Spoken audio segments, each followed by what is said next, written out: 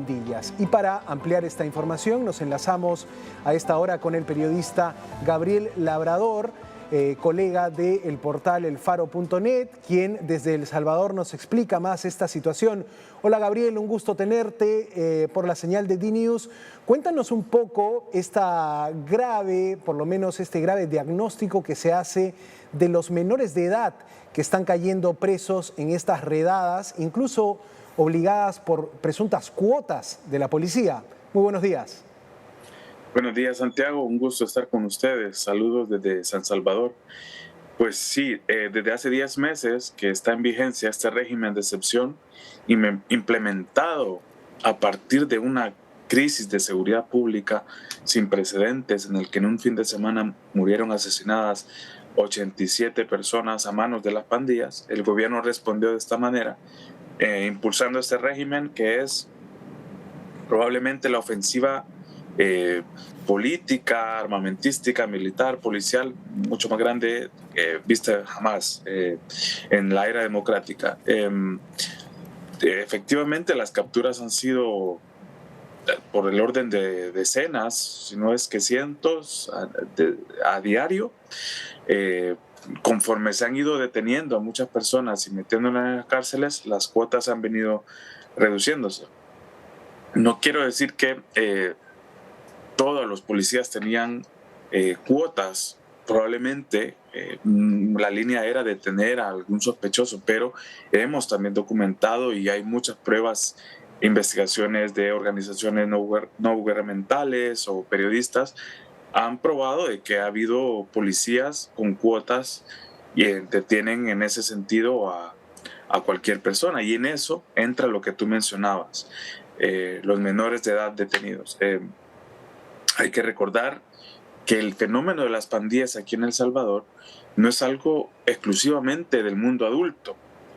El origen de las pandillas es la descomposición social de toda naturaleza, económica, sociocultural, etcétera, que permite que precisamente los jóvenes o los niños de incluso 10 años, 11 años, ya entren a las pandillas con enormes cuotas de violencia. Claro. Es decir, algunas pandillas exigen que cometan algún tipo de crimen para que entren a estos cuerpos criminales. Claro. Y es ahí donde hay toda una confusión en este momento, porque siguen deteniendo personas totalmente desvinculadas al crimen, y por el otro lado, pues sí, habrá algún criminal probado, pandillero, etcétera, pero la opacidad en todo esto es tal que hay muchas dudas, y sigue habiendo dudas después de 10 meses. Ahora, Gabriel, ¿cuánto de esta situación, o por lo menos cómo ha influido en estas detenciones arbitrarias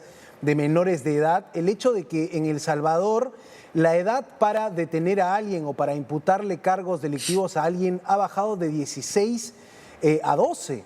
O sea, esta edad que debe ser también única en Latinoamérica, ¿cuánto ha influido esta modificación legal en la realidad que estamos viendo hoy en las calles de El Salvador?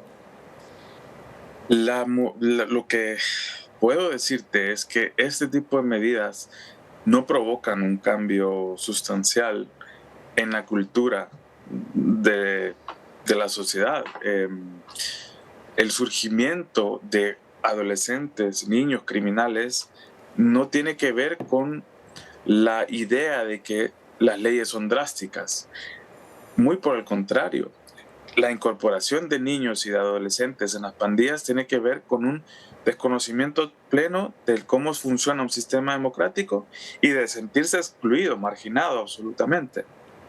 De manera que aumentar las penas carcelarias, pero también disminuir la edad en la que comienzan a recibir una pena de cárcel, pues no influye mayormente en todas esas causas de raíz que provocan el surgimiento de las pandillas. Pero sí es cierto que lo que están procurando ahora las autoridades es facilitarse la vida. Antes de esta reforma que tú mencionas, se detenía algún adolescente, algún menor, y lo que ocurría era que se implementaban o se ocupaban leyes especialmente diseñadas para la corrección de menores. Claro. Tenían plazos específicos, etcétera. Todo esto bajo la óptica de que los niños y adolescentes merecen toda la prioridad de un Estado. Pero ahora básicamente lo que hace el Estado es remover eso y castigar con puño de hierro a quien intervenga, ¿no? en un aparente ilícito. Ahora, Y eso, sí. lo malo es que cuando no hay manera de documentar o de probar de que las capturas tienen sentido, pues es difícil sostenerlo ante una entrevista como esta, ¿no? O sea, hay muchas dudas.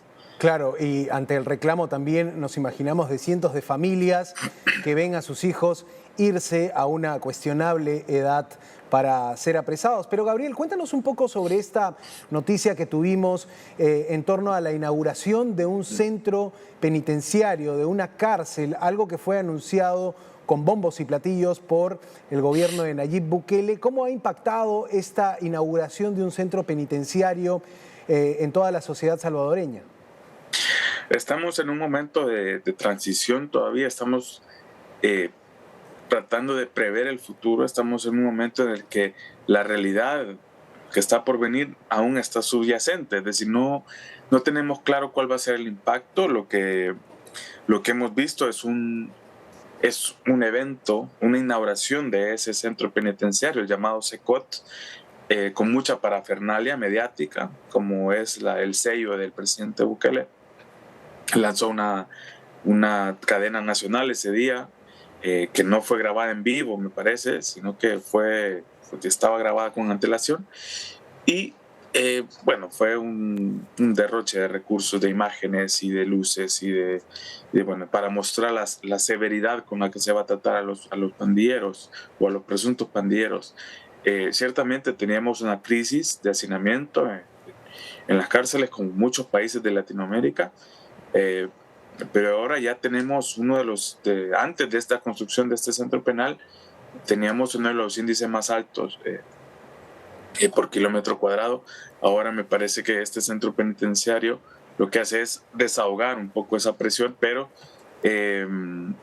digamos que no está claro exactamente cuáles son los mecanismos de reinserción y de readaptación que van a estar vigentes para efectivamente lograr que los que entren ahí salgan a reincorporarse a la sociedad, y parece que eso no le interesa al gobierno en realidad.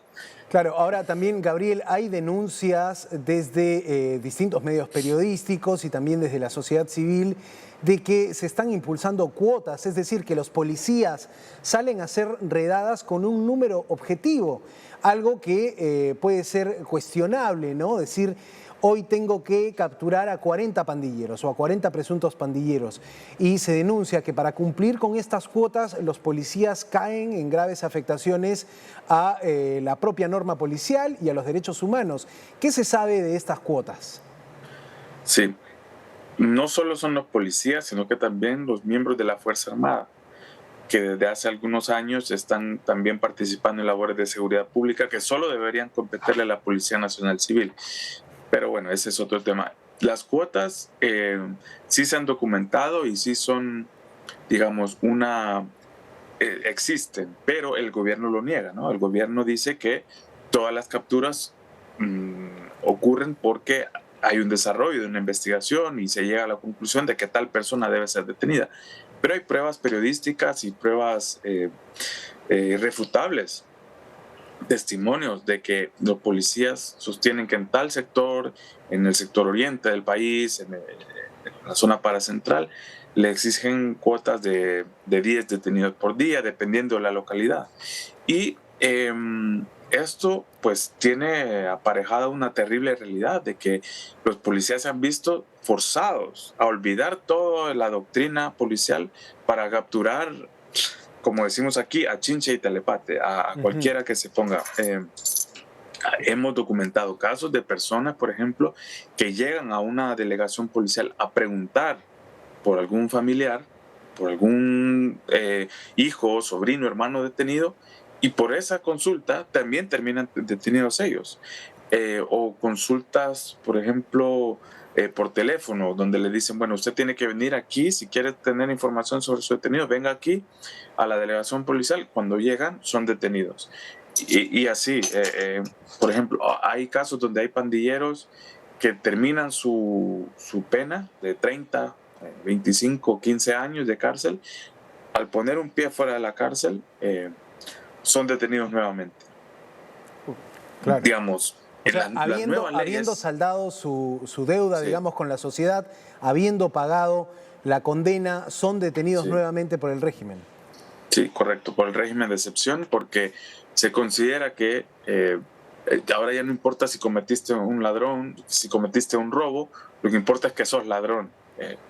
Y digamos, eso es un tinte bastante populista y yo creo que se puede discutir muchísimo al respecto, pero esa es la filosofía. No se detiene a los que cometen crímenes, sino que a los que son criminales. No sé si se entiende un poco sí, claro, la analogía, que se puede ver bien, ¿no? Pero que no se respeta el derecho a la presunción de inocencia, digamos, que se tiene como una consigna de detener antes que de investigar, ¿no? Primero se detiene y después se investiga. Estamos hablando de estas detenciones en El Salvador, de cómo los niños y adolescentes son también parte de este esquema planteado por el presidente Nayib Bukele. Pero, Gabriel, la gran paradoja: Nayib Bukele sigue teniendo una alta aceptación popular, 70 y 90% de popularidad le marcan las encuestas.